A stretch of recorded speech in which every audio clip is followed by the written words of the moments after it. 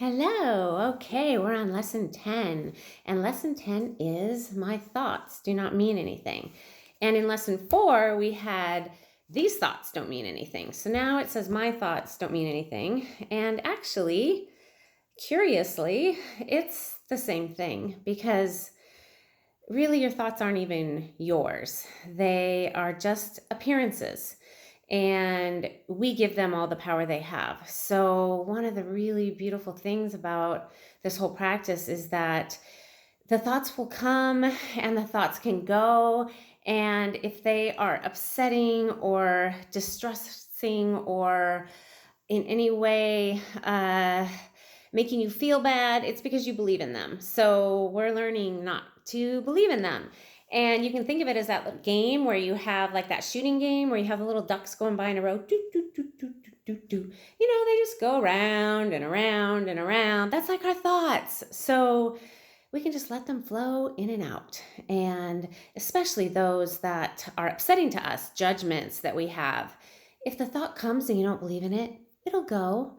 It just arises and it doesn't mean anything unless you give it power. So you're learning not to give any of your thoughts power unless you choose to.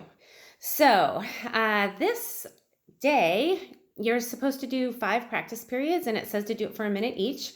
But if that is distressing to you or difficult, you can do 30 seconds. So this is a really gentle process. And it is so cool how all the lessons tie into each other and they're all leading to this really beautiful place. And again, you don't have to understand it. You just want to do your best just to do it exactly as it's asking you to. And I don't mean that it has to be exactly the amount of time. I just mean being open to it. So really taking in the idea of the day.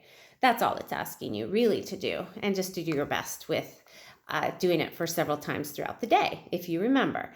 And it doesn't require a long meditation period. And one of my favorite teachers of A Course in Miracles is David Hoffmeister. And he talks about how meditation, like deep meditation, people that go and live in a cave for years and just are by themselves meditating on God, that is a pathway to God, is just meditating on God. But that's not required. And he says that learning to reach God through relationships is quicker. So you can learn so much about undoing your ego, which is what I mean by reaching God. You can undo your ego through all the relationships that you have. And it is quicker if you're using your relationships for that purpose. So if your relationships are to help you be at peace and undo your ego, then that will happen. As I've said before, it will happen if that's your intention.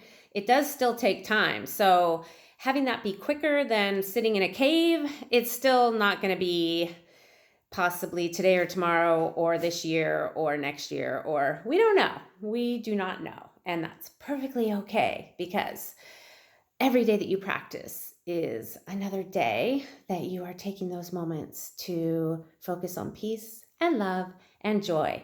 And that is the practice of undoing the ego, which is what mind training is all about. So enjoy lesson 10, and I'll see you tomorrow.